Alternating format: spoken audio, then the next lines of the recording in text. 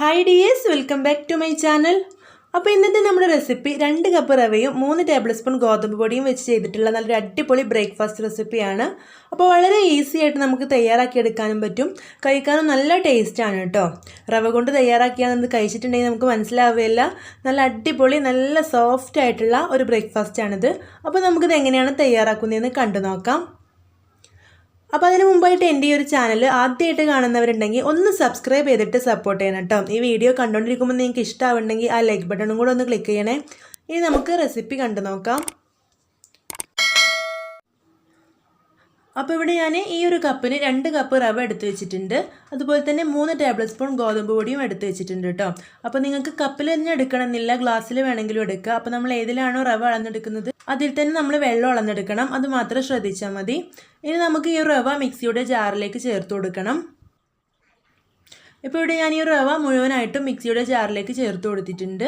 ഇനി നമുക്കിതിലേക്ക് നമ്മൾ എടുത്ത് വെച്ചിട്ടുള്ള ഗോതമ്പ് പൊടി ചേർത്ത് കൊടുക്കണം. അപ്പോൾ ഞാൻ പറഞ്ഞല്ലോ 3 ടേബിൾ സ്പൂൺ ഗോതമ്പ് പൊടിയാണ് കേട്ടോ ഇവിടെ എടുത്ത് വെച്ചിട്ടുള്ളത്.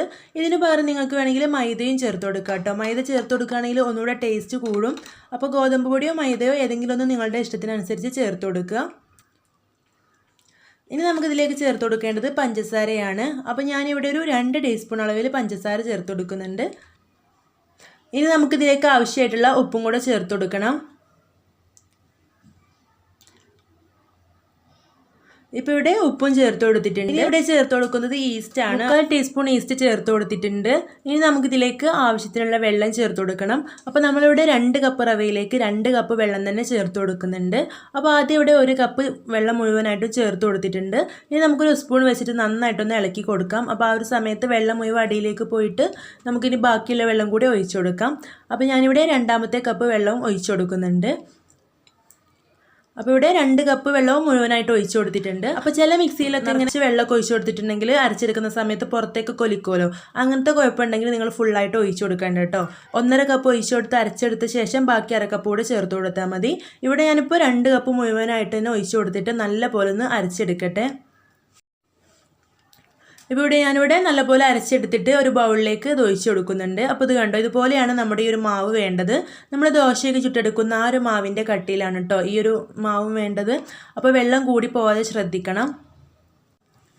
അപ്പോൾ നമ്മുടെ മാവ് ഇവിടെ റെഡി ആയിട്ടുണ്ട്. അപ്പോൾ നമ്മൾ തലേ ദിവസം മാവ് കൂട്ടിയേക്കാൻ മറന്നിട്ടുണ്ടെങ്കിൽ, അരി വെള്ളത്തിലിട്ടൊക്കെ മറന്നിട്ടുണ്ടെങ്കിൽ നമുക്ക് പെട്ടെന്ന് തന്നെ തയ്യാറാക്കി എടുക്കാൻ പറ്റിയ ഒരു സൂപ്പർ ബ്രേക്ക്ഫാസ്റ്റ് ആണിത്. എല്ലാവരും തയ്യാറാക്കി നോക്കണം കേട്ടോ. നല്ല സോഫ്റ്റ് ആണ്. അപ്പോൾ നമുക്ക് ഈ ഒരു മാവ് ഇനി അരമണിക്കൂറൊന്ന് മാറ്റി വെക്കണം. അപ്പോൾ ഇതിലൊരു അല്പം ഉപ്പ് കുറവുണ്ടായിരുന്നു, അതുകൊണ്ട് ഞാൻ കുറച്ച് ഉപ്പ് ചേർത്ത് കൊടുത്തിട്ടുണ്ട്. ഇനി നമുക്കിത് അടച്ചു വെച്ചിട്ട് അരമണിക്കൂർ മാറ്റി വെക്കാം.